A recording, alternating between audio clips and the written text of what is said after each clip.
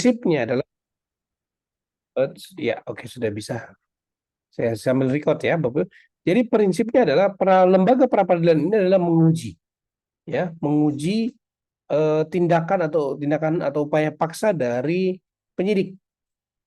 Saya kembali ke sini. Nah, di sini Bapak Ibu, pra-peradilan ini adalah satu kesatuan dengan pengadilan negeri dan hanya ada di institusi Badan Peradilan Umum atau di pengadilan negeri. Ya, dia tidak ada di luar, ya, atau dia tidak di samping atau sejajar. Secara administratif justisial, personilnya, peralatan dan finansial sama persis atau jadi satu dengan pengadilan negeri. Ya, bahkan lembaga pra-peradilan ini adalah salah satu fungsi justisial dari pengadilan negeri untuk perkara pidum, pidana ya, pidana umum ya, pidana khusus juga termasuk sih, ya, dan perkara pidana pada umumnya. Nah, jadi yang tadi saya sampaikan, jadi latar belakang pra-peradilan ini sebenarnya dilandaskan karena adanya tindakan-tindakan atau upaya paksa yang tadi yang cenderung melanggar hak asasi manusia bahkan merampas kemerdekaan, ya kan? Karena menangkap seseorang, menahan seseorang selama waktu tertentu atau melakukan penyitaan suatu barang milik orang lain ya yang diletakkan di bawah kekuasaan penyidik dalam waktu tertentu itu adalah pelanggaran HAM. Ya, tapi dia dibenarkan oleh undang-undang. Ya, oleh karena itu dibatasi dengan ketat dengan syarat-syarat yang ketat. Ya, makanya lembaga pra-peradilan ini diatur secara khusus di dalam Undang-Undang Nomor 8 Tahun 1981 tentang KUHP ya di pasal 77 sampai 83. Nah, Bapak Ibu, nah tadi kita sudah lihat di pasal 1 angka 10 kewenangannya ya antara lain memeriksa sah atau tidaknya penangkapan atau penahanan. Ya.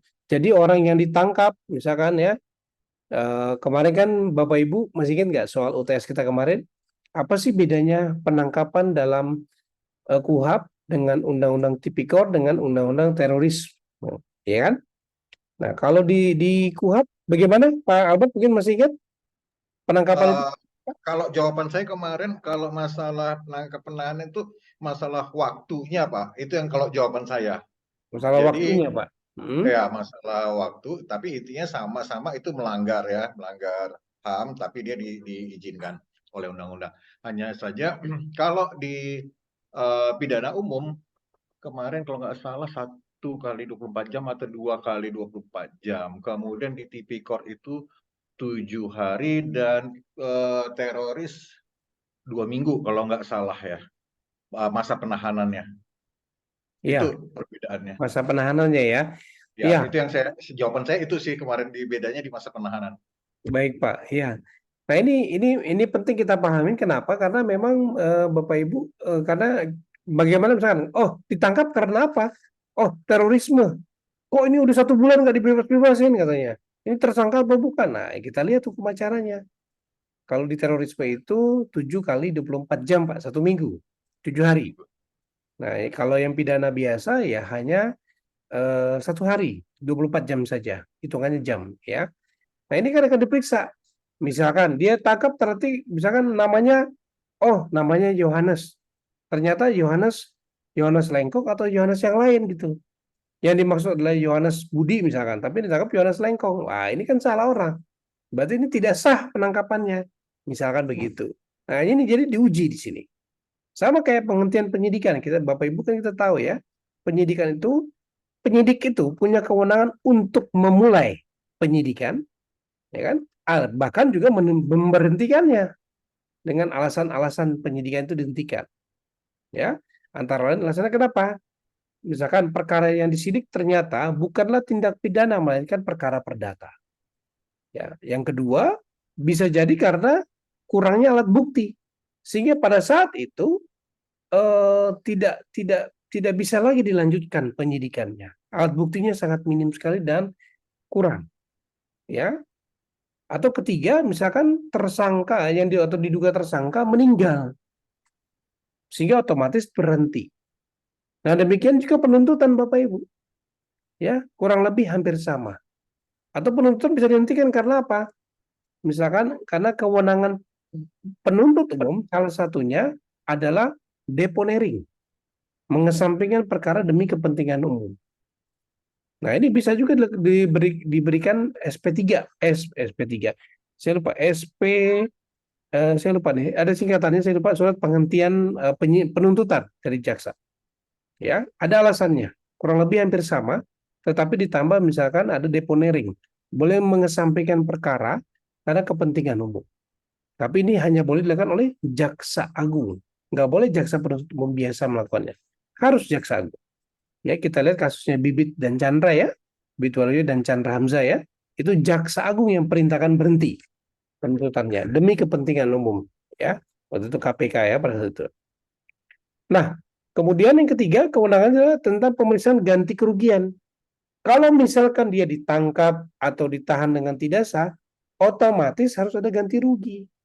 Ada rehabilitasi, perbaikan nama. Ya, kenapa? Ya orang yang ditangkap apalagi di muka umum, ya kan? Tentu nama baiknya pasti akan tercemar. Tetangganya bilang, "Ih, dia penjahat loh, begini-begini, dijemput polisi begini-begini." Datang 2 mobil Avanza kan, datang Avanza hitam datang gitu kan, jemput. Nah ini kan nggak tahu ternyata dia cuma saksi bukan tersangka. Tapi kan gosip di kampung di rumah udah tetangga udah ngomong macam-macam. Nah ternyata tidak, penangkapannya tidak sah, salah orang misalkan katakanlah begitu. Nah bisa nuntut ganti rugi dan rehabilitasi dia. Ada ketentuannya, KUHP mengatur itu. Kenapa? Ini adalah konsekuensi tindakan atau upaya paksa penyidik yang tidak dilakukan sesuai dengan prosedur. Nah, kita lihat satu-satu nih. Nah, masalah penangkapan dan penahanan. Sah atau tidaknya penangkapan dan penahanan. Di KUHP diatur dengan tegas bahwa ini yang mengajukan adalah si tersangkanya yang ditangkap, ya, atau keluarganya. Kadang kan dia ditahan kan, atau ditangkap, keluarganya ngajuin atau kuasa hukumnya yang mengajukannya, ya. Kenapa? Karena dia menyebutkan alasannya dia melanggar pasal 21 KUHP. Kita coba lihat dulu nih pasal 21 KUHP Bapak Ibu. Ya mungkin Pak Albert punya apa ada KUHP-nya ya Pak ya? Nggak apa-apa saya sambil share screen biar kita sama-sama melihat. Ya pasal 21. Ya saya coba lihat dulu. Oke, pasal 21 KUHP itu ya ini dia. Nah, 21 KUHP ini kan bicara tentang perintah penahanan atau penahanan lanjutan terhadap tersangka yang diduga kasus melakukan tindak pidana misalkan bukti yang cukup. Kenapa? Karena dikhawatirkan akan melarikan diri. Ada 3 alasan ya, melarikan diri, merusak atau menghilangkan barang bukti atau mengulangi tindak pidana. Nah, ternyata tadi bunyi pasal 79 bilang ya alasan tidak sah kenapa? Misalkan ternyata berdasarkan pasal 21 ya tidak mungkin dia melarikan diri, tidak mungkin dia merusak atau menghilangkan barang bukti. Misalkan dia terbaring sakit, mana mungkin dia bisa mengulangi tindak pidana sedangkan dia sedang terbaring sakit. Katakanlah sedang koma, gitu ya, sedang koma gitu kan, sedang di ICU. Bagaimana mungkin ini? Nah ini bisa diajukan bahwa penangkapannya tidak sah, ya kan? Apalagi dia harusnya dirawat, bukan ditahan gitu, misalkan begitu, ya. Nah ini contohnya, ya, Bapak Ibu ya. Nah kemudian kita kembali lagi ke yang tadi, ke slide tadi. Nah, atau melewati batas waktu penahanan. Nah, kita masih ingat kan Bapak Ibu ya, penahanan itu dilakukan 20 hari, perpanjang lagi, ya, 30 hari. Tapi ternyata udah hari ke-20 nih, kok nggak dibebas-bebasin? Ya, sampai hari ke-21 tidak ada surat penahanan lanjutan. Ya kan? Nah, kalau udah kayak gini, berarti kan dia melanggar hukum acara. Nah, ini bisa dimintakan pra-peradilan. Ya, bentuk seperti ini. Nah, ini contohnya ya Bapak Ibu ya. Jadi kalau misalkan ada hal-hal yang prosedural tidak sesuai, kita bisa menjadi alasan hukum untuk meminta diperiksa bahwa penangkapan atau penahanannya tidak sah. Nah, itu tadi tentang penangkapan dan penahanan. Sekarang kita lihat penghentian penyidikan atau penghentian penuntutan. Nah, di pasal 80 KUHP mengatur bahwa permohonan pra-peradilan tentang penghentian penyidikan atau penghentian penuntutan ini yang bisa mengajukan penyidik. Loh kok penyidik? Kenapa penyidik? Ya kan? Karena ini misalkan terkait dengan penghentian penuntutan. Penyidik beranggapan bahwa berkas perkara udah lengkap kok, alat bukti cukup, kok diberhentikan penuntutannya oleh jaksa. Nah, ini penyidik berhak mengajukan pra peradilan. Berhak ini, ya. Atau sebaliknya, ya. Permohonan ini bisa diajukan oleh penuntut umum. Kalau bagaimana? Kalau misalkan penyidikannya dihentikan oleh di SP3 kan oleh penyidik. Padahal jaksa sebagai supervisornya, jadi Bapak Ibu begitu dimulai penyidikan kan polisi harus mengirimkan apa namanya surat pemberitahuan dimulainya penyidikan SPDP dikirim ke jaksa penuntut umum. Kalau menurut jaksa penuntut umum ini punya bukti awal yang cukup dan bisa diteruskan dituntut, loh kok tiba-tiba SP3?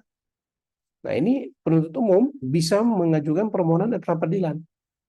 Yang ketiga, pihak ketiga berkepentingan yang bisa mengajukan masyarakat sipil, LSM, korban atau ahli waris kekuasaan ini bisa juga Bapak Ibu ya mengajukan untuk apa namanya mengajukan pra peradilan. Nah ini saya ada contoh kalau tidak salah ini saya ingat ada satu kasus yang ini waktu itu LSM yang mengajukan kalau tidak salah Bapak Ibu mungkin kasusnya eh, pra peradilan penghentian penyidikan kalau nggak salah penghentian penyidikan siapa namanya Awang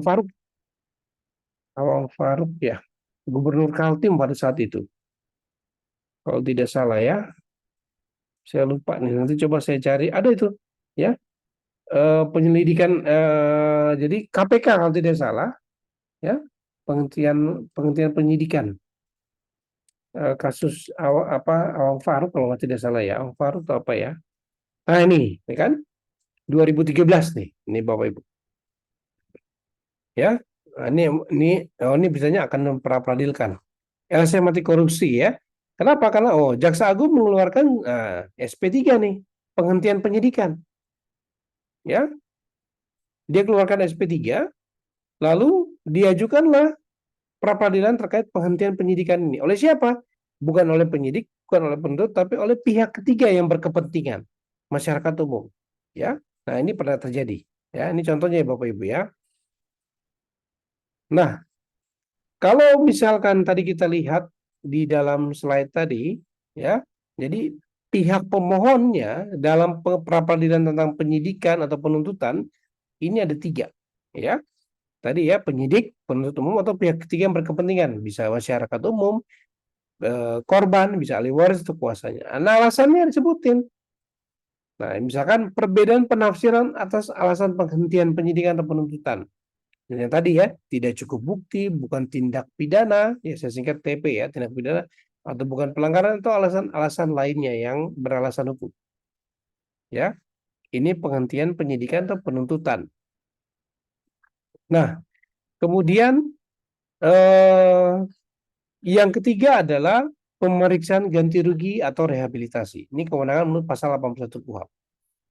Nah, yang dimaksudkan di sini adalah terkait dengan penghentian penyidikan atau penuntutan tadi, atau sah atau tidaknya penangkapan penahanan tadi. Nah, karena yang dirugikan di sini adalah pasti tersangka yang ditahan atau ditangkap tadi, maka yang menjadi pemohonnya dalam pemeriksaan ini adalah si tersangka langsung atau pihak ketiga yang berkepentingan, bisa korban atau pihak lain. Ya, alasannya karena penangkapan penahanan ini tidak sah. Nah, tapi boleh juga alasan penggeledahan penyitaannya nggak benar nih, bertentangan dengan hukum, ya. Atau misalkan orang yang mau diperiksa, ditahan, ditangkap, ini ternyata tidak sesuai atau error in persona, ya, sehingga ini mengakibatkan salah kaprah gitu ya, salah tangkap. Nah ini pernah terjadi nih Bapak Ibu. Ada kasus di mana ada beberapa kayak mungkin Bapak Ibu pernah dengar kasusnya Sengkon Karta, ya. Nah ini kan bahkan dia sampai divonis di penjara, ternyata di dalam penjara dia menemukan atau satu sel atau satu penjara dengan pelaku yang sebenarnya membunuh korbannya yang dianggap mereka dituduh membunuh, ya.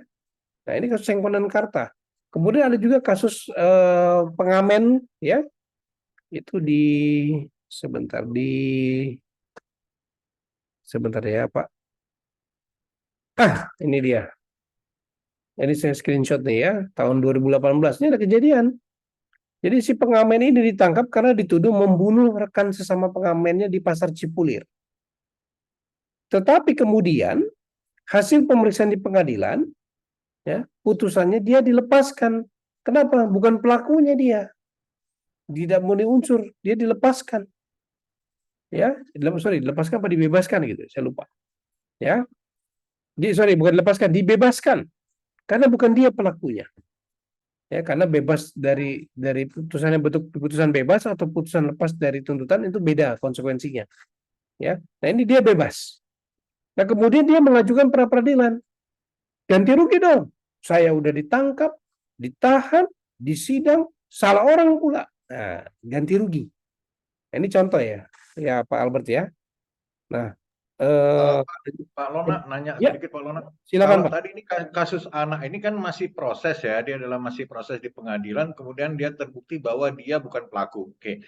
Tapi kalau Sengon Karta itu kan udah putus, sudah di penjara, kemudian tiba-tiba ada orang lain yang mengaku. Itu Ya, masuk di pra peradilan lagi atau bagaimana jatuhnya, Pak? bisa Pak di peradilan, tapi di peradilannya tentang apa namanya? Tentang ganti ruginya Pak. Ganti rugi. Ah, itu maksudnya itu tuntutan biasa atau pra peradilan jatuhnya dia maksud Ya itu harus dia. pra peradilan Pak mekanismenya Pak. Oh, tetap pra peradilan ya, Pra Mas. peradilan iya. Bisa pra peradilan Pak. Karena dianggap dia selama ditahan itu tidak sah ya atau keliru orang yang diperiksa. Jadinya dia jadi tersangka sampai terpidana padahal bukan dia pelakunya. Bisa saja gitu ya. Nah, ini boleh saja. Jadi ada kasus yang berjalan, ada kasus yang sudah vonis, ya, ada kasus yang bahkan sampai udah di penjara juga kasusnya itu. Mereka Itu semua pra peradilan ya. pra peradilan Pak mekanismenya Pak. Oh, Gitu. Begitu ya Bapak Ibu ya. Ini boleh minta ganti kerugian dan rehabilitasi ya. Kalau rehabilitasi itu apa? Nah, ini bicara tentang penangkapan dan penahanan tanpa dasar hukum ya atau orangnya keliru ya atau hukum yang diajukan kepadanya keliru yang diterapkan perkara diperkiru atau perkaranya tidak diajukan ke pengadilan ditahan dulu gitu, nggak disidang-sidang boleh nih ya. Nah kalau terkait penyitaan, nah tadi kan kita bicara tentang ganti rugi karena nah ini alasan ganti kerugian karena penyitaan atau penggeledahannya tidak sesuai. Nah terkait dengan penyitaan kan prinsipnya kita sudah ingatkan izin penyitaan itu harus punya izin dari ketua pengadilan setempat. Kecuali dalam hal terdesak, tertentu yang mendesak, boleh tanpa izin, tapi hanya barang bergerak. Ya kan? Nah, dalam hal penyitaan sudah dapat izin, ya, maka pra peradilan hanya memeriksa pelaksanaan penyitaannya. Bagaimana begitu dia datang, apakah dia sita betul atau dia paksa masuk, dia dobrak segala macam, atau bagaimana? Nah, ini yang kalau misalkan sudah diizinkan ya, terlebih sebelumnya sudah diizinkan oleh ketua pengadilan, maka diperiksa.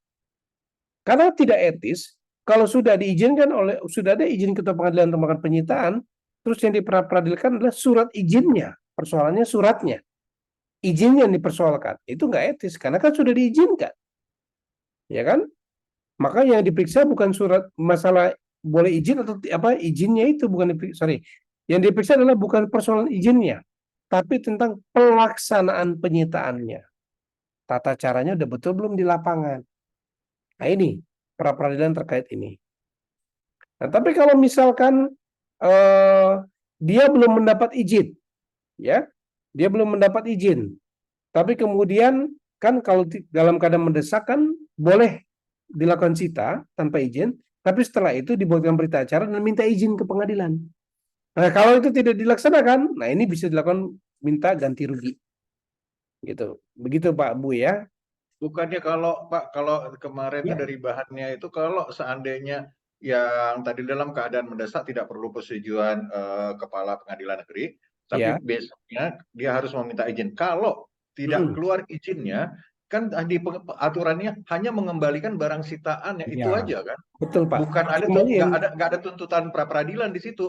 oh enggak, Hanya kata Pak dia masih nahan tuh Pak. oh Dia udah hari ini tiba-tiba datang, dia sita, kemudian dia Harusnya kan dia langsung, ya paling lambat besoknya udah harus minta izin kan ke pengadilan. Tapi ternyata dia nggak mintakan izin, tetap dia sita itu. Nah itu sudah menyalahi prosedur. Nah itu bisa diperadilan. Oh, di Nah situ. itu maksudnya Pak. Gitu. Karena ini persoalan izinnya berarti kan. Kalau yang sudah mendapat surat izin penyitaan, maka persoalannya bukan izinnya, tapi pelaksanaan sitanya benar apa enggak. Gitu ya. Nah, misalkan barang yang disita ternyata bukan milik atau bukan hasil kejahatan, tetapi milik tetangganya yang kebetulan dititipkan di situ. Misalkan begitu, ya. Misalkan dia tetangganya numpang parkir di rumah dia, tapi ternyata dia punya mobil yang sama, misalkan merek Avanza, warna hitam, plat nomornya berbeda, tapi dipakai sebagai buat kejahatan. Tapi mobilnya nggak di situ, kebetulan tetangganya nitip, mobil tetangganya sama persis ciri-cirinya, itu yang diambil disita. Nah, ini bisa diperadilan, begitu. Nah, begitu Pak, kurang lebih gambarannya Pak Albert dan Bu Jujur. Nah, ini terkait tindakan penyitaan. Nah, kemudian tadi kan ada 3 hal Bapak Ibu ya. Sah, yang pertama objek dari pra peradilan itu ada 3. Sah atau tidaknya penangkapan atau penahanan, yang pertama. Kedua, sah atau tidaknya penghentian penyidikan atau penghentian penuntutan. Yang ketiga, persoalan ganti rugi dan rehabilitasi. Nah, tetapi kan Bapak Ibu mungkin masih ingat kasus pra peradilan BG dulu ya, Kepala BIN ya. BIN ya kalau nggak salah waktu itu ya, Budi Gunawan ya, dia mau dicalonkan jadi ketua KPK kalau tidak salah waktu itu ya. Kemudian ternyata ditersangkakan oleh KPK. Nah, lalu dia mengajukan pra peradilan atas penetapan tersangka itu. Kemudian ramailah media. Kenapa? Karena yang diatur di KUHP adalah tidak ada objek pemeriksaan pra peradilan adalah sebagai penetapan tersangka. Yang ada adalah hanya sah atau tidaknya penangkapan penahanan, ya, sah atau tidaknya penghentian penyidikan atau penuntutan, dan ganti rugi rehabilitasi. Tersangka nggak ada. Menetapkan seorang menjadi tersangka tidak bisa diuji. Kemudian dia paksakan diajukan dan diuji oleh Hakim Sarpin waktu itu dan dikabulkan pula. Dikabulkan pula. Nah ini kan ramai nih. Di kalangan akademisi pun terpecah 2 suara. Ya, ada dua pendapat. Yang satu bilang boleh, yang satu latar bilang nggak bisa, aturannya ngatur nggak bisa. Yang satu bilang boleh karena ini melanggar HAM. Karena tiba-tiba jadi tersangka tapi tanpa diperiksa segala macam kayak kasusnya siapa dulu yang pemilik Jawa Pos itu yang jadi menteri itu sempat ya? Saya lupa itu. Harmoko. Yang grup Jawa Pos itu Pak, saya lupa. Apa si Tuh. Nah, itu eh, juga eh, dulu sempat jadi menteri itu kalau nggak salah ya, menteri ya. Tapi dia kemudian tersangkakan oleh KPK. Dia pernah peradilan juga tuh. Loh, saya nggak pernah dimintain keterangan secara resmi oleh KPK, tiba-tiba jadi tersangka. Bagaimana nih? Kata dia. Nah, itu kemudian dia pernah peradilan. Nah, akhirnya semenjak kasus-kasus seperti itu, kemudian adalah yang melakukan judicial review terhadap pasal-pasal pra peradilan. Nah, sehingga pada tahun 2014 keluarlah 2 putusan MK ini, akhirnya kewenangan yang memutuskan kewenangan pra peradilan itu ditambah. Jadi selain sah atau tidaknya penangkapan penahanan, sah atau tidaknya penuntutan, penghentian penuntutan atau penyidikan, ganti rugi rehabilitasi, ditambah lagi 3 lagi. Penetapan tersangka, masalah sah atau tidaknya penyitaan, sah atau tidaknya penggeledahan. Jadi lengkap nih, semuanya ada. Ya, jadi sebuah upaya paksa yang dilakukan oleh penyidik bisa diuji di dalam lembaga pra peradilan. Nah, ini Pak. Jadi makanya saya ambil fotonya kasus Sarpin nih. Dia memutuskan begitu, dia jadi pendobrak ini nih, pendobrak aturan. Ya, tapi katanya terobosan yang dulu dilakukan ini akhirnya penemuan diaminkan. hukum, katanya dulu itu dibilang Sarpin penemuan hukum dia disebut Iya, ya. betul. Makanya diaminkan oleh ke MK juga sependapat, makanya dibolehkan ya udah tambah sah sekarang jadi 6 objek dari pra peradilan gitu. Ya. Nah, ditambah lagi nih Pak. Nah, tapi ada SEMA nomor 1 tahun 2015, surat edaran Mahkamah Agung yang larangan pengajuan pra peradilan bagi tersangka yang DPO. Tersangka yang melarikan diri atau masuk dalam daftar pencarian orang, tapi kalau dia melarikan diri maka dia nggak boleh mengajukan pra peradilan. Enak bener nih. Udah kalau melarikan diri kan berarti indikasinya betul dia ada kesalahannya. Betul kan? Sehingga dia takut dan dia kabur. Nah, sehingga Mahkamah Agung menerbitkan ini kan dari sisi keadilan sebenarnya. Kalau dari sisi keadilan secara sama rata, maka semuanya harusnya sama aja boleh mengajukan pra peradilan. Tetapi dari segi keadilan yang berimbang, ya, maka Mahkamah Agung berpendapat yang melarikan diri nggak bisa mengajukan pra peradilan dengan objek apapun. Kalau ada yang coba-coba ya dia akan dinyatakan NO, need on fund verklar, ya tidak dapat diterima oleh pengadilan. Ya, nah ini aturan yang perkembangan terkininya. Nah, bagaimana mengajukan pra peradilan? Nah, tata caranya gimana? Permohonan harus diajukan kepada Ketua Pengadilan Negeri setempat. Kalau dia ditetapkan sebagai katakanlah sebagai tersangka oleh Polres Jakarta Selatan, maka Pengadilan Negeri Jakarta Selatan yang berwenang. Oleh KPK, karena KPK terletak di Kuningan Jakarta Selatan, PN Jakarta Selatan. Jadi lihat dari mana dia yang upaya paksanya siapa, penyidik siapa yang melakukannya. Setelah diajukan, kemudian diregister, dikasih nomor, maka itu akan naik ke Ketua Pengadilan. Ketua Pengadilan akan menunjuk siapa hakim tunggal dan paniteranya. Ya, jadi harus hakim tunggal yang periksa nih, nggak majelis. Tunggal dia. Ya. 3 hari setelah permintaan diterima, permohonan itu diterima oleh Ketua Pengadilan, maka hakim yang ditunjuk langsung menetapkan hari sidang. Langsung dipanggil para pihak, ya, pihak penyidik dipanggil atau kejaksaan dipanggil, sama pihak pemohonnya. Kemudian hakim mendengar keterangan tersangka atau pemohon dari pejabat yang berwenang. Ya, dan ini Bapak Ibu, uniknya peradilan kita ini 7 hari langsung putus, 7 hari kalender harus putus. Ini sidangnya bagaimana nih Pak? Bisa tiap hari Pak. Kita katakanlah kita daftar hari Kamis gitu ya, ya. Terus misalkan katakanlah Jumat diproses tunjuk, hari Senin sudah sidang gitu Pak. Seninnya udah sidang Senin depannya sidang. Jumat berikutnya udah harus diputus, dikabulkan atau ditolak permohonan pra peradilannya. Tapi misalkan Bapak Ibu, ya misalkan ada kasus tersangka misalkan, ya misalkan si A ditersangkakan dalam kasus pengadaan barang gitu, ya. Tapi dia dinyatakan tersangka, kemudian dia mengajukan pra peradilan. Nah, pra peradilannya belum diputus atau belum mulai sidang pertama, kemudian tiba-tiba perkara yang dia didakwakan itu ya masuk ke pengadilan disidangkan duluan sebelum sidang pra peradilannya, maka otomatis pra peradilannya gugur demi hukum. Ya, jadi begini Bapak Ibu. Jadi kalau misalkan gini nih Pak, saya sebagai tersangka ya ditetapkan sebagai tersangka, kemudian saya diajukan sidang nih, di tersangka masuk ke jaksa nih, tinggal nunggu panggilan, tinggal tunggu dilimpahkan ke pengadilan. Terus saya ngajuin pra peradilan nih Pak, hari ini Senin saya sidang. Ternyata hari Senin itu, katakan saya dijadwalkan hari Selasa sidang. Nah pada hari Seninnya perkara saya yang dituduhkan sebagai pelaku kejahatan itu diperiksa sidang pertamanya pada hari Senin. Sedangkan pra peradilan saya hari Selasa. Otomatis demi hukum pra peradilan saya gugur. Nggak bisa diperiksa karena sudah masuk pokok perkara. Pokok perkaranya sudah disidangkan duluan. Nah itu. Tapi ini ada debatable juga terkait ini. Ada yang menafsirkan begini Pak. Begitu kapan sebenarnya, ini kan ketentuan nomor 8 Bapak Ibu bisa lihat ya. Apabila sidang pertama perkara sudah dimulai, maka pra peradilan gugur. Yang jadi persoalan adalah begini. Apakah dalam arti makna itu adalah dalam arti sidangnya dimulai dalam arti digelar, sidangnya dibuka oleh hakim secara resmi, de facto di lapangan. Tetapi ada juga yang menafsirkan bahwa begitu jaksa penuntut umum melimpahkan ke pengadilan, ya, maka itu sudah dianggap perkaranya sudah dimulai, meskipun sidangnya belum diketok palu dibuka. Itu dianggap sudah dimulai, maka otomatis pra peradilan gugur. Nah ini ada dua pendapat sebenarnya. Nah ini kan menimbulkan ketidakpastian hukum juga nih sebenarnya. Tetapi akhir-akhir ini Mahkamah Agung berpendapat begitu jaksa sudah mengirimkan surat pelimpahan perkara ke pengadilan untuk diperiksa, otomatis itu dianggap sudah sidang pertama.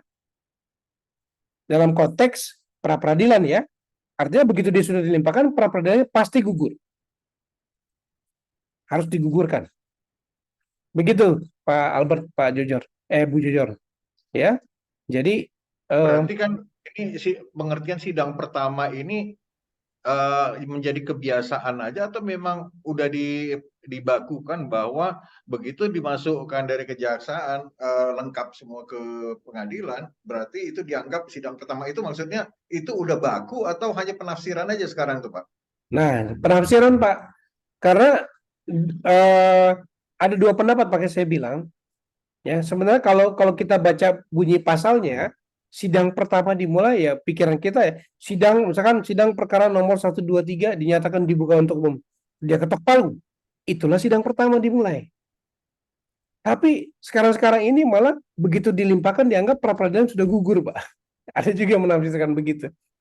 Nah, ini balik lagi kepada sebenarnya hakim, ya, hakim yang memeriksa sebenarnya atau ketua pengadilannya yang harus memberikan penilaian. Ya. Nah, ini saya lupa. Nanti saya coba cari update-nya apakah sudah ada aturan terbarunya, dipakai yang mana atau apakah dipakai pas sidang ketok palunya dimulai atau pas dilimpahkan ke pengadilan oleh jaksa, maka sudah dianggap sudah gugur pra peradilannya. Ya. Kalau menurut saya harusnya tunggu ketok palu dulu dibuka, itulah sidang pertamanya, baru bisa dinyatakan gugur. Sepanjang dia sudah limpahkan tapi sidangnya belum diketok palu dimulai dibuka, maka itu sebenarnya pra peradilan nggak bisa gugur harusnya. Kalau menurut saya begitu. Ya tetapi ya ada juga hakim dan jaksa yang menentukan lain, menafsirkan lain, Pak.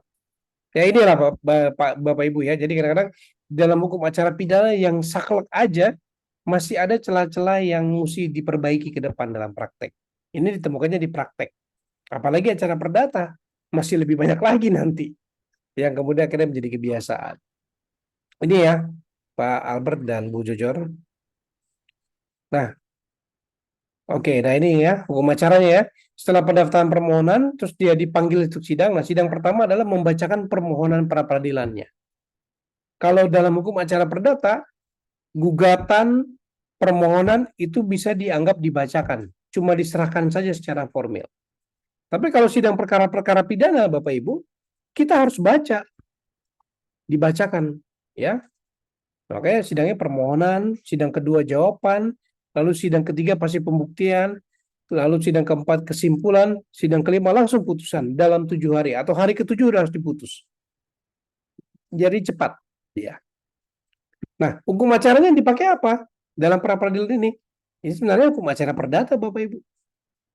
Meskipun ini pra peradilan perkara pidana, tapi hukum acara dipakai adalah hukum acara perdata sebenarnya prinsipnya. Jadi sama persis kayak perdata. Ya, cuma ada penyederhanaannya saja. Nah, kemudian tentang putusan, ya. Tadi kita sudah bicara permohonan, kemudian sidangnya bagaimana. Nah, sekarang kita bicara putusan. Putusannya misalkan, kalau hakim memutuskan bahwa tersangka atau tersangkanya penangkapan terhadap tersangka atau penahanan terhadap tersangka tidak sah, maka akibat hukumnya tersangka harus dibebaskan oleh penyidik atau jaksa penuntut umum. Otomatis itu demi hukum. Kalau misalkan putusannya tentang penyidikannya tidak, penghentian penyidikan atau penghentian penuntutannya tidak sah, maka demi hukum harus dilanjutkan penyidikan atau penuntutannya oleh penyidik atau JPU. Nah, ini akibat hukumnya, Bapak Ibu. Ya. Nah, kalau misalkan terkait ganti rugi, ya, dan atau rehabilitasi. Kalau misalkan alasan ganti rugi atau rehabilitasi karena penangkapan atau penahanannya tidak sah, maka harus disebutkan berapa ganti ruginya. Dan rehabilitasi harus disebutkan dalam putusan, dibunyikan itu kata-kata itu. Direhabilitasi nama baik dari si tersangka. Kalau tentang sahnya penghentian penyidikan atau penuntutan dan tersangka tidak ditahan, maka hanya karena dia tidak ditahan kan, maka tidak ada ganti rugi, hanya rehabilitasi saja. Rehabilitasi nama baik, ya, hanya itu saja bentuknya. Jadi tidak ada material. Tapi kalau dia ditangkap ditahan, ya, tentu ada kerugian. Misalkan dia nggak bisa kerja, maka ada kerugian material kan. Nah itu ada ganti rugi. Tapi kalau tidak ditahan, maka hanya rehabilitasi saja. Nah, ini. Nah, misalkan benda yang disita ada yang tidak termasuk alat bukti. Nah, Kalau terkait ini Bapak Ibu, ya, jadi misalkan ada benda-benda yang disita, tapi ternyata tidak termasuk alat bukti. Maka dalam putusan pra peradilan disebutkan harus dikembalikan benda sitaan itu kepada tersangka atau kepada benda dari mana atau benda itu diambil dari siapa. Misalkan diambil dari bapak nih sebagai tetangga disita, dikembalikan ke bapak. Gitu. Atau dari tersangkanya langsung, ya dikembalikan kepada tersangka kalau tidak dipakai menjadi alat bukti. Ya, nanti putusan pengadilan ini para peradilan. Nah, nanti dalam putusan perkara pidananya juga demikian. Barang-barang yang disita yang sudah tidak dipakai bisa dirampas oleh negara untuk dimusnahkan atau masuk ada yang bisa disita masuk kepada kas negara, bisa juga dikembalikan, ya kan? Nah, ini sama seperti itu. Ya, putusan peradilan juga demikian terkait benda yang sitaan. Nah, bagaimana kalau kita nggak puas dengan putusan pra peradilan? Nah, prinsipnya ya tidak bisa dimintakan banding. Ya, jadi putusan penetapan tentang sah atau tidaknya penangkapan atau penahanan, kalau kita keberatan dengan tidak setuju dengan putusan pra peradilan, kita nggak bisa banding. Putusan ganti kerugian dan rehabilitasi kita nggak bisa banding. Ini sudah final, sudah inkrah demi hukum. Yang bisa dimintakan banding adalah tentang penghentian penyidikan atau penghentian penuntutan.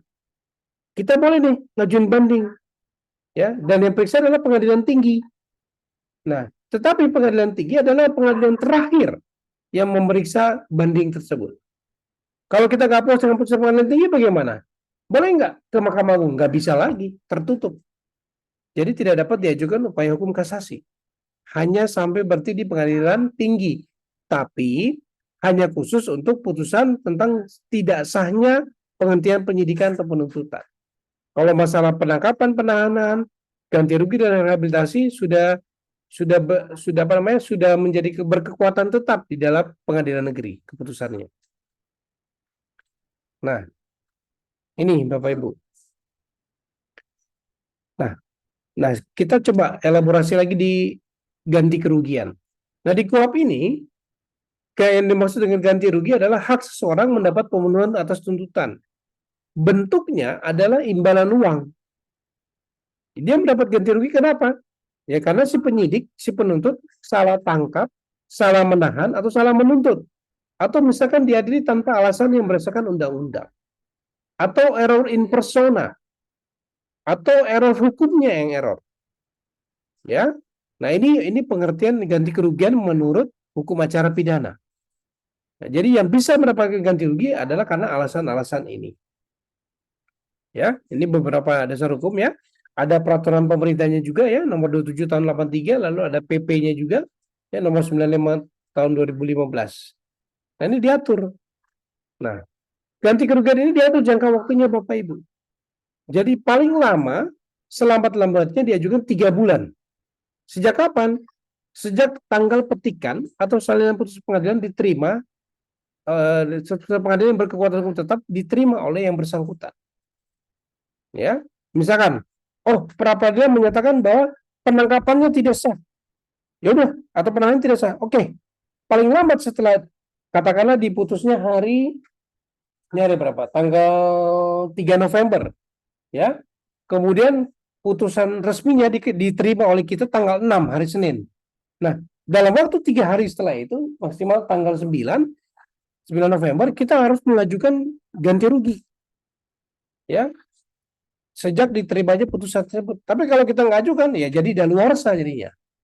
Ya, jadi ada jangka waktunya juga terbatas. Jadi harus cepat, karena pra peradilan kan putusannya cepat. Ya, kemudian kalau tuntutan berdasarkan pasal 77 huruf B KUHP, nah kita lihat dulu deh, biar Bapak Ibu nggak bingung. Apa itu pasal 77 KUHP? Saya balik dulu ke bunyi pasalnya. Ya, sebentar Bapak Ibu.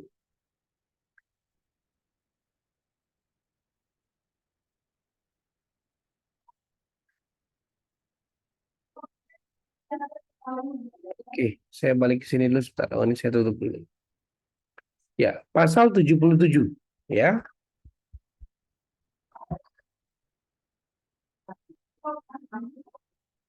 Oke, pasal 77. Huruf B tadi ya, dibilangnya huruf B. Nah, huruf B ini kan isinya adalah pengadilan negeri berwenang untuk memeriksa dan memutus sesuai dengan ketentuan yang diatur dalam undang-undang ini tentang ganti rugi atau rehabilitasi bagi seorang yang perkara pidananya dihentikan pada tingkat penyidikan atau tingkat penuntutan. Jadi penghentian penyidikan atau penuntutan, ya. Nah, Bapak Ibu, saya balik kepada slide lagi, ya. Nah, jadi ini di jangka waktunya bukan 3 hari, tapi 3 bulan. Jadi kalau tentang penghentian penyidikan atau penuntutan, jangka waktunya 3 bulan dari tanggal pemberitahuan pra peradilan, putusan pra peradilan. Ya, ini berbeda ya dengan penangkapan penahanan yang hanya 3 hari. Ya, sedangkan yang pernah penghentian penyidikan penuntutan jangka waktunya masih lebih panjang 3 bulan. Ya, nah kenapa 3 bulan? Karena begini, ya. Ini bisa jadi dalam waktu 3 bulan ini misalkan ada perkembangan, mungkin ditemukan alat bukti atau ditemukan saksi segala macam gitu ya. Nah ini sangat mungkin juga, siapa tahu ada yang baru gitu ya. Nah jadi ini ketentuan hukum acaranya begini Bapak Ibu. Nah bagaimana cara mengajukan ganti rugi? Bisa melalui pra peradilan yang tadi. Atau digugat perdata biasa, artinya melalui hukum acara perdata. Atau bisa digugat juga dalam penggabungan tuntutan ganti kerugian dan pengen perkara pidana. Ya, nah, penggabungan tuntutan ganti kerugian dalam perkara pidana ini diatur di dalam KUHP ya, saya lupa ada pasalnya itu pasal 89 atau 90 saya lupa tuh. Atau 29, enggak. Kayaknya 80 atau 79, pokoknya ada 9-nya saya lupa. Itu tentang penggabungan ganti kerugian. Ini boleh diajukan dalam 3 hal ini. Ya, tapi umumnya lewat pra peradilan sebenarnya. Nah, besarannya berapa nih? Nah, menurut peraturan pemerintah minimal tuh 500.000 jumlah imbalan uang ganti ruginya. Maksimalnya 100 juta. Ya. Tapi kalau misalkan eh, ada luka berat atau cacat, maka minimalnya 25 juta, maksimalnya 300 juta. Ya. Kalau misalkan ternyata sampai meninggal, katakanlah dia ditahan, akhirnya sakit-sakitan, stres, akhirnya meninggal di tahanan, dan ternyata terbukti bahwa penangkapan atau penahanan tidak sah, atau dia bukan pelakunya, sehingga harus ada ganti rugi. Nah ini minimal 50 juta, maksimum 600 juta. Nah, kalau yang tadi tuh Bapak Ibu, saya kasih contoh yang ini kalau tidak salah dia terima 100 juta. Ya, ganti kerugian ini 100 juta nih, pengamen yang salah tangkap ini. Ya, karena dia tidak ada luka berat, tidak meninggal, nah dia hanya dapat 100 juta kalau tidak salah. Ya, nah ini diatur di peraturan pemerintah, peraturan pelaksananya. Kalau gitu yang berhak mengajukan siapa? Bisa tersangka, bisa terdakwa, terpidana, atau kalau dia meninggal ya berarti ahli warisnya yang mengajukan permohonan pra peradilannya untuk menuntut ganti kerugian. Ya, tadi tentang ganti kerugian. Sekarang kita bicara rehabilitasi. Nah, Bapak Ibu, rehabilitasi di sini beda dengan rehabilitasi narkoba ya. Ini berbeda ya. Nah, rehabilitasi dalam konteks ini adalah terkait dengan masalah satu tidaknya penangkapan penahanan. Ya. Jadi untuk memulihkan, kalau kita lihat di pasal 1 ayat 23, rehabilitasi adalah hak seseorang untuk mendapat pemulihannya di dalam kemampuan, dalam kedudukan, harkat, serta martabat. Ini diberikan pada tingkat penyidikan, atau penuntutan, atau pengadilan. Kenapa perlu direhabilitasi? Karena salah tangkap. Karena dia salah ditahan. Atau salah dituntut atau diadili tanpa alasan. Atau orangnya error in persona. Atau hukumnya keliru. Ya, nah ini dilaksanakan menurut ketentuan KUHP. Ya, ini bisa mendapatkan rehabilitasi. Ya, nah rehabilitasi ini diatur di dalam PP 92 2015 ya. Ada perubahan dari PP nomor 27 tadi. Lalu di SEMA ada khusus SEMA mengatur tentang ini. Ya, permohonan rehabilitasi dari terdakwa ini bebaskan atau dilepas dari segala tuntutan hukum. Ya, ada SEMA-nya diatur. Nah, rehabilitasi ini yang berhak mengajukan adalah bisa tersangkanya, bisa keluarganya, bisa kuasa hukumnya. Nah, ini tenggang waktu pengajuannya 14 hari sejak diberitahukan. Kalau tadi kan ada yang 3 hari, ada yang 3 bulan, nah ini 14 hari Bapak Ibu untuk rehabilitasi. Ya, bagaimana kalau dengan putusannya ternyata bebas atau lepas dari tuntutan? Nah, yang tadi saya bilang kan, otomatis dicantumkan dalam putusan tersebut tentang rehabilitasinya. Kalau tidak dicantumkan, maka menurut saya harus dimohonkan ke pengadilan tingkat pertama bahwa dicantumkan bahwa harus ada perintah jaksa merehabilitasi nama baik harkat martabat dari si orang yang ternyata putusannya bebas atau lepas dari tuntutan. Ini otomatis Bapak Ibu. Misalkan nih, seorang tersangka, katakanlah misalkan nih si A dituduh membunuh, ya. Kemudian pada saat pengadilan ternyata dia dinyatakan bebas atau lepas dari tuntutan. Maka otomatis dalam putusannya hakim harus sebut bahwa terdakwa harus direhabilitasi harkat dan martabatnya oleh jaksa penuntut umum. Disebutkan secara tegas. Ya. Jadi harus ada statement itu. Ini perintah undang-undang soalnya. Ya. Ini otomatis. Nah, ada juga namanya restitusi. Nah, ini yang juga baru nih Bapak Ibu. Tadi ada ganti rugi, rehabilitasi, nah nanti ada restitusi. Nah, saya mau bahas sedikit tentang restitusi. Ya, ini terkait dengan keberadaan Undang-Undang Perlindungan Saksi dan Korban, LPSK. Undang-Undang Nomor 13 Tahun 2006. Ada PP-nya juga. Ya. Ya. Jadi ini diatur tentang restitusi. Apa itu restitusi? Ya. Restitusi itu adalah ganti rugi yang diberikan kepada korban atau keluarga yang dilakukan oleh pelaku atau pihak ketiga. Ya. Jadi si pelaku kejahatan ini ngasih ganti rugi ke korban atau keluarganya. Bisa kalau dia pencurian, berarti dia mengembalikan barang yang dicuri. Ya.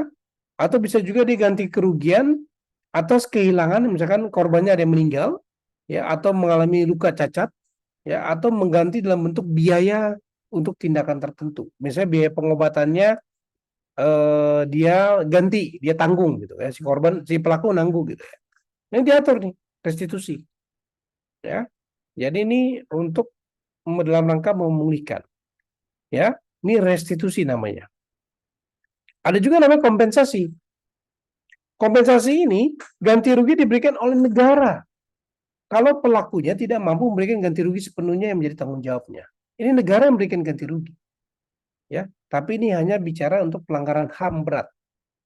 Ini kompensasi. Jadi kalau bukan dalam rangka semua tindak pidana, tapi kompensasi doang. Dalam pelanggaran HAM doang. Ya, hanya sebatas itu, dibatasi.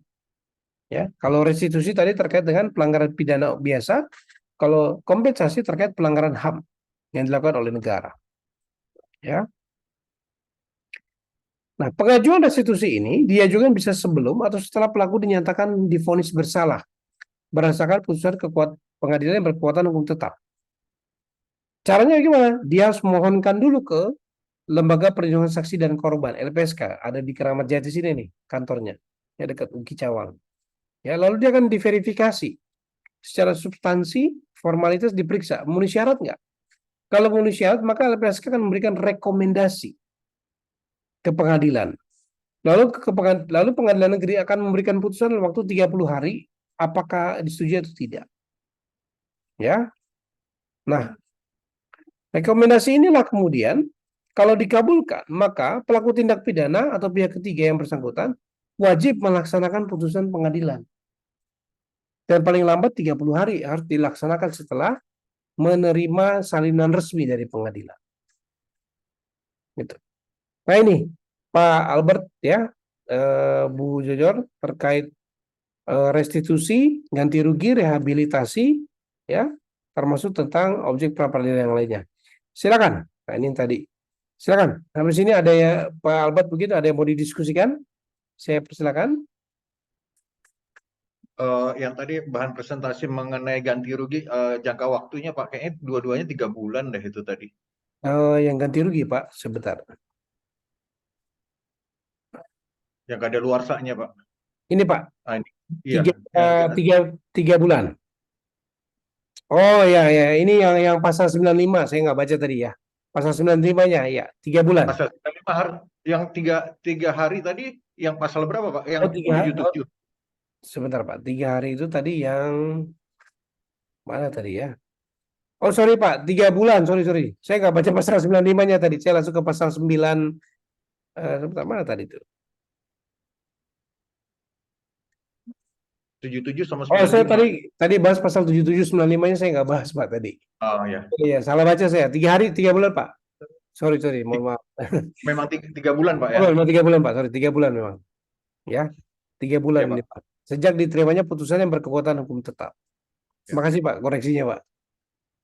Soalnya di saya ini tampilannya ketutup, Pak, dengan Oh, kan saya pakai full screen. Jadi ya. sebelah kanan atas saya itu ketutup dengan video kita, Pak. Nah, Jadi saya dengan nggak gambar. baca pasal 3 bulannya. Oke, baik, silakan. Mungkin dari Bu Jojot ada yang mau didiskusikan terkait dengan materi kita. Saya persilakan.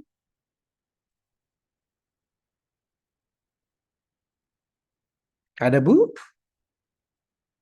Materi yang paling terakhir tadi Pak, kayaknya saya masih Yang agak restitusi ya, Pak? Oke, ya sebentar. restitusi. Restitusi, rehabilitasi apa? Sebentar. Restitusi, Pak. Ya, ini. Ini, Pak. Restitusi dan kompensasi ya. Saya Restitusi bisa dan buka. kompensasi. Iya. Kalau kompensasi itu hanya pelanggaran oleh Pelanggaran HAM, Pak. Ya, pelanggaran HAM berat oleh negara ya. betul, Pak. Ini kan misalkan, Pak, penguasa terdahulu gitu ya, dituduh melakukan pelanggaran HAM. Dia harus bayar nih. Misalkan dia nggak mampu, maka negara mewakili dia menggantikan. Karena kan dianggap dia bertindak atas nama negara pada saat dia berkuasa gitu kan. Makanya pelanggaran HAM itu biasanya dilakukan oleh negara karena dia punya power, dia punya alat-alat pemaksa kekuasaan kan, militer, kepolisian gitu kan. Nah, itu bisa bisa dia gunakan. Dia punya akses kepada senjata api misalkan, ya kan? Nah, makanya pelanggaran HAM berat ini cukup jadi concern, begitu. Biasanya kalau saya baca berita misalnya ada katakanlah korban pelanggaran HAM. Ya. Yang dia lakukan adalah gugatan di pengadilan biasa, bukan pra peradilan. Disebut itu dia menggugat aja, menggugat pemerintah untuk ganti rugi atas yang Oh ya, Pak, telah di. karena memang hukum acaranya berbeda, Pak. Karena dia nggak masuk ke pra peradilan, Pak. Ah ya, jadi Memang dia ini bukan. kan khusus, Pak. Heeh. Dia ngajuinnya lewat LPSK, Pak. Kalau Oh, restitusi dan kompensasi ini pengajuannya lewat LPSK, Pak. oh iya iya iya. Jadi Heeh. bukan. Bukan pra peradilan, Pak. Ini Ah, tambahan saja, ya kan? ya, Karena oke. ada juga ganti rugi kepada korban, tapi lewat lembaga LPSK, bukan pra peradilan, Ya. gitu. Keperadilan kan terbatas nih, Pak. Nah, namanya juga ganti rugi dan rehabilitasi. Tapi kalau ke LPSK itu kompensasi, restitusi dan kompensasi. Begitu, Pak. Ya, tadi Bu Jojor mungkin ada yang mau didiskusikan, Bu. Silakan ada tanggapannya mungkin. Tadi sudah open mic.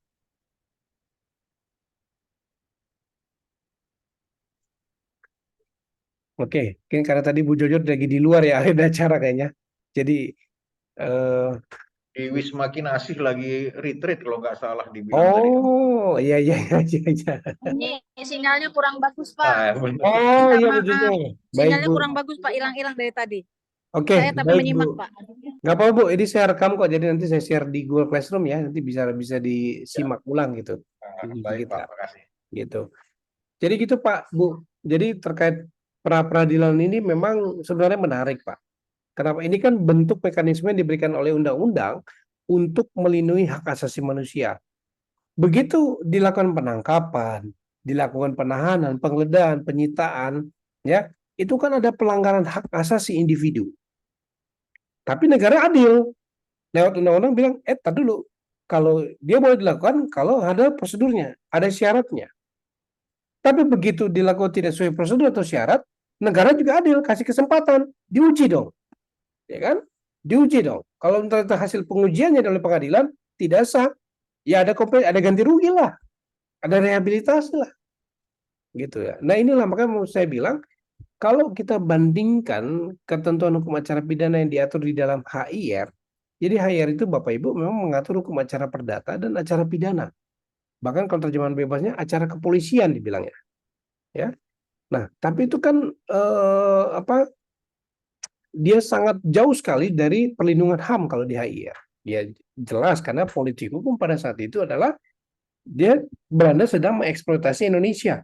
Otomatis hak-hak yang berkaitan dengan warga negara Belanda atau dengan orang asing tentu lebih dilindungi daripada warga pribumi, warga lokal. Nah, makanya dengan lahirnya Undang-Undang Nomor 8 tahun 1981, itu penghargaan atau apresiasi atas hak asasi manusia itu sangat tinggi sekali. Kenapa?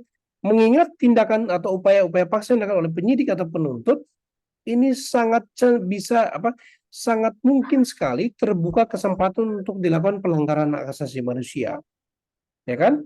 Misalkan cara ya kita lihatlah tiba-tiba di press release ditangkap kakinya udah pincang, kadang nggak cuma satu, dua-duanya gitu kan. Nah, makanya banyak juga LSM yang menyuarakan cara penangkapan polisi. Kok begini ya? Apa harus selalu tembak dulu nih? Nggak ada peringatan dulu? Kok selalu terluka nih? Nah, segala macam lah. Meskipun di sisi lain ada masyarakat bilang, wah kasus pemerkosaan mampus ditembak gitu kan. Bahkan ada yang sampai ditembak mati gitu ya karena menyerang petugas segala macam. Ya. Nah, itu terasa adil bagi masyarakat di lain sisi. Tapi kalau dari segi hak asasi manusia, ya tanpa memandang pihak, kita harus melindungi semuanya, baik tersangka maupun korban di sini. Nah ini, nah mekanisme pra peradilan itu salah satu bentuknya perlindungan negara bagi korban dari penyalahgunaan, ya bisa kita katakan abuse of power lah ya. Kalau ada, apalagi sampai ada abuse of power, ya artinya dia tutup mata soal aturan, pokoknya tangkap dulu lah, tahan dulu lah, gitu kan? Atau udah nggak usah pakai peringatan-peringatan satu dulu, langsung arahkan ke kaki aja. Yang rame kan kemarin ada tuh Pak, demo di daerah mana? Di Sawit itu yang ada korban tewas kan? Terekam suara Kapolri dengan pengeras suara, arahkan ke kepala. Nah, itu langsung diperiksa itu. Kapolres kalau salah itu ya. Kapolres ya, perintah Kapolres sama Kapolres itu. Nah, itu langsung jadi sorotan media itu, viral tuh. Nah, ini kan rentan dilakukan pelanggaran HAM oleh negara. Karena mereka punya kekuasaan dan akses untuk itu. Masyarakat lawannya pakai apa? Ya paling paling pakai karton Pak, spanduk Pak, gitu kan.